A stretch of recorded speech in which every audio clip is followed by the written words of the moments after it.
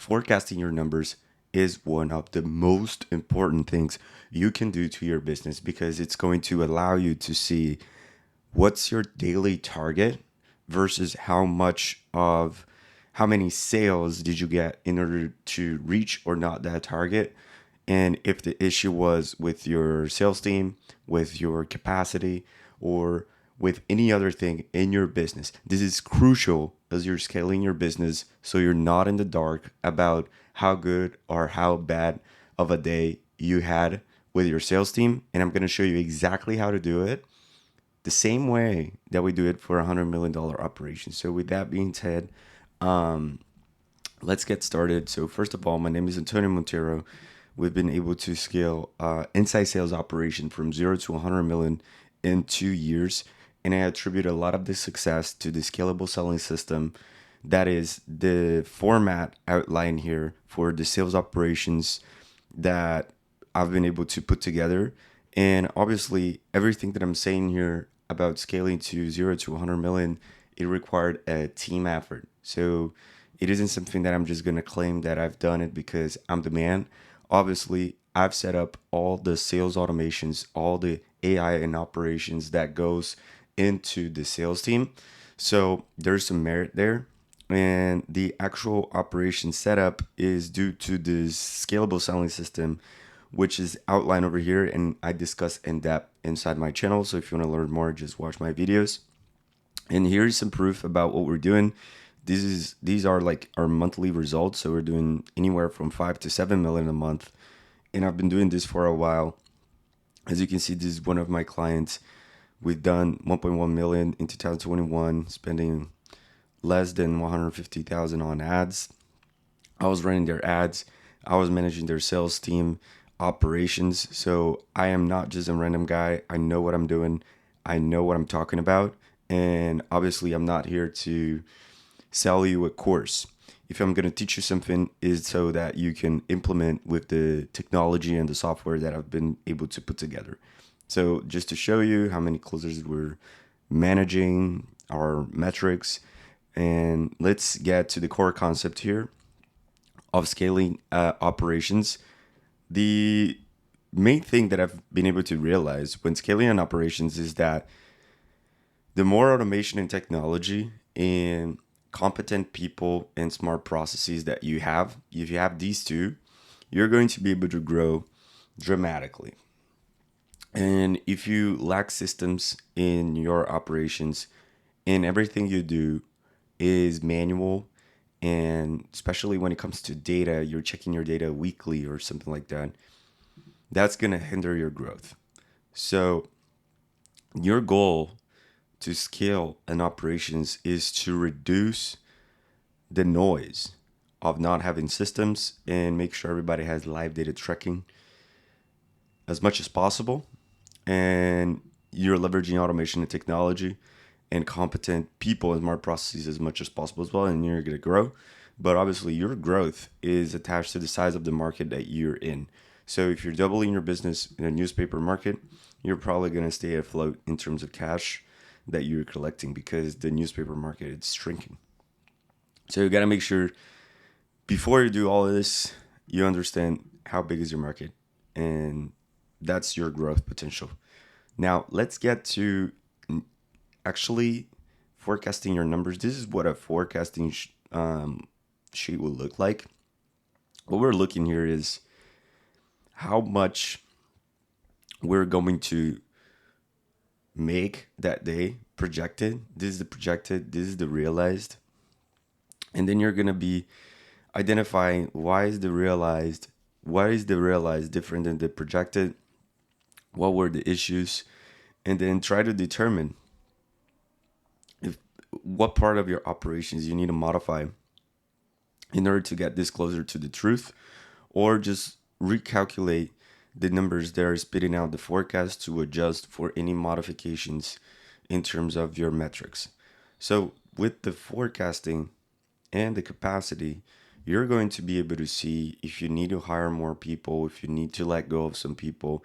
You're going to be able to understand what is the demand of your products and services and determine if you need to increase the time slots or if you need to reduce the number of people, how many people are there in the calendar selling for that given day, and what is the lead time for each specific segment in the calendar. Lead time being the time difference between when the person scheduled the call versus when the call is actually happening. Obviously, the longer is your lead time, the more likely that that lead is going to no show or is not going to be as warm. Because if, let's say, for example, we picture a scenario where someone booked a call today to speak with somebody in the next 5 minutes, all of the pain points are still fresh.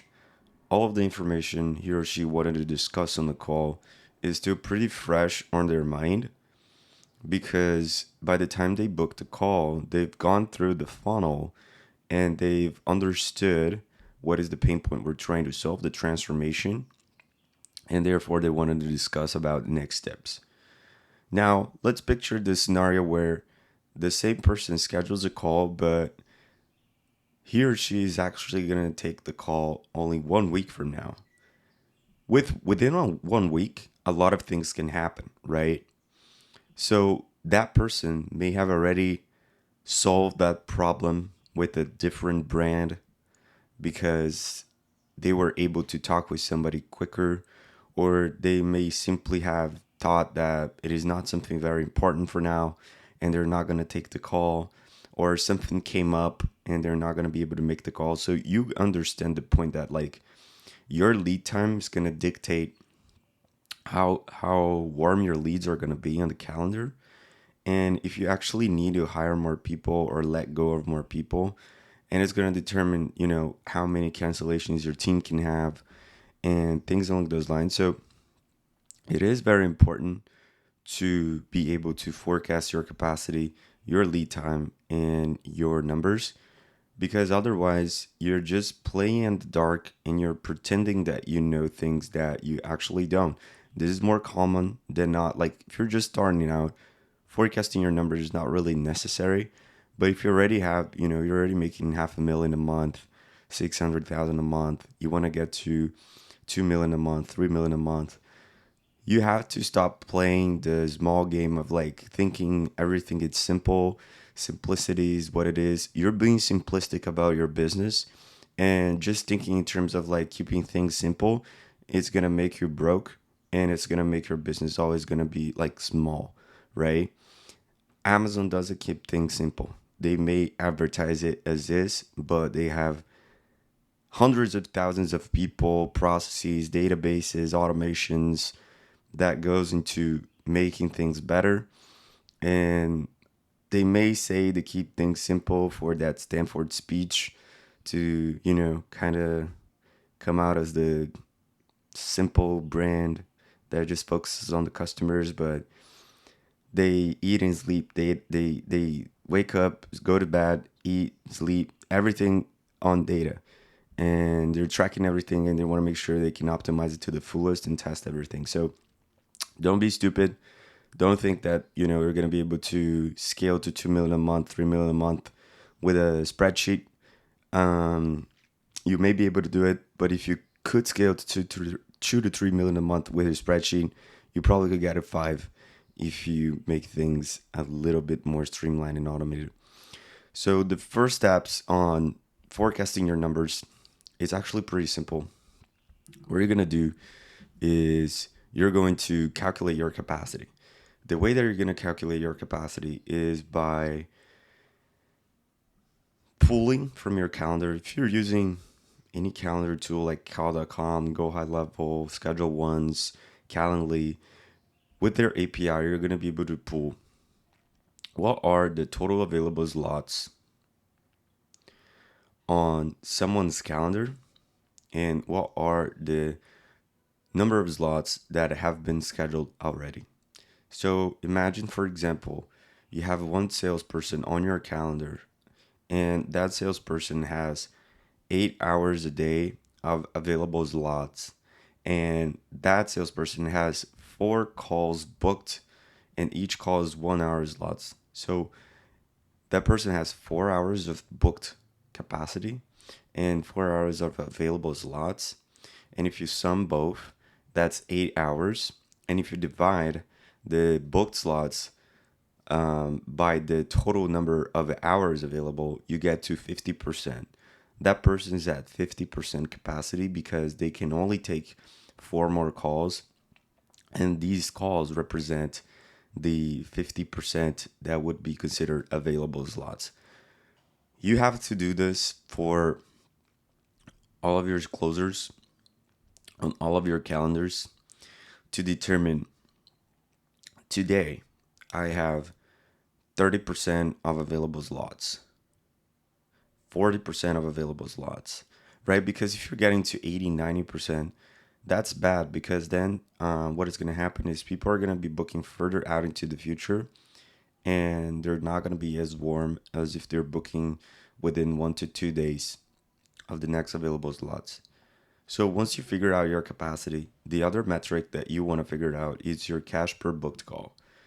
You're going to get, on average, what is the total cash collector that you made per day, and you're going to divide by the total number of book calls that you had. And then you're going to get to a number. You're going to get to 200, 300, 500. This is not the cash per call taken. This is the actual cash per booked call. Cash per booked call, it's what I call one of the purest metrics, especially with dealing with inside sales teams, because everything else, when in terms to updating call statuses to no show, cancel, show, requires some manual effort from the salesperson. And if you have like 3, 4 people on the calendar, you're gonna be able to get it pretty nicely. But as you have like 20 closers, 15 closers, 100 closers, what is gonna happen is some people, they're not gonna update their call numbers, and it's gonna mess up your data. So knowing what's your cash per book calls and your close rate from calls scheduled, it's a pure metric because the actual way you're going to be tracking the call schedule and the sales is independent of a manual effort. It's independent of a closer. So you can get to a more of an automated metric. So I would always recommend you track the cash per booked call. And once you have your capacity and your cash per book call, you're going to calculate your number of calls scheduled for that day. The way that you're going to do this is on every booking software, you're always going to get the output of the call, the time the call is scheduled, and the start date and time of that call. You want to get all the calls that have the start date and time on, let's say, today's date, so that you get the number of calls scheduled to start at that date. If you just get the total number of calls scheduled, you're going to get a wrong metric because not necessarily every call that is scheduled today is going to happen today. So you want to make sure that you have just the total number of calls scheduled to start today. And then you want to calculate the total number of calls that are going to start today versus times the cash per booked call. That way, if you have 100 calls that are going to happen today, and on average you make $500 per call schedule, you're going to multiply 100 times 500, and you're going to get your forecast. This is your forecasted numbers based on the total number of volume that you already have scheduled for that given day. And that's how you're going to get the actual numbers that you're going to be able to hit on that given day. And I at least look at these numbers every single day at 8 a.m. Pacific time. We get a forecasting of that day, so we know how much we're expected to make on that day, and then determine if something is off, right? Like if your numbers, if your cash collected, it's very different than what has been projected. It is either a calculation error, given that maybe your cash per booked call, the way that you calculate it is not being completely accurate, or it is a specific closer performance where that closer, the cash per booked call is way lower than your average. So knowing your numbers just gives you a lot of things to look for, a lot of things to actually break down the data and test. So this is for businesses that are looking to grow, are looking to make 2, 3, 4 million a month. You gotta know your forecast. And how do we forecast further into the future, right? Like, how do we forecast, let's say, for 1 month from now, 2 months from now? The the thing is, like, you can forecast like 1 to 2 months. It's not gonna be like necessarily as this the way that we're sharing here. You're gonna have to use historical data and project some level of growth, right? So it is not a topic for this video, but also like most forecasts for 1 year from now, etc., aren't necessarily that accurate. This is like much closer to the truth.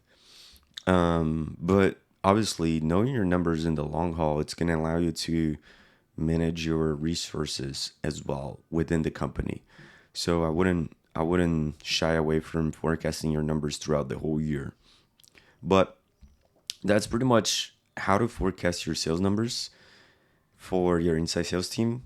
If you have any questions, please let me know. If you like this video, make sure to subscribe, comment, give it a thumbs up, and I hope to see you next time. And I hope you have a great day.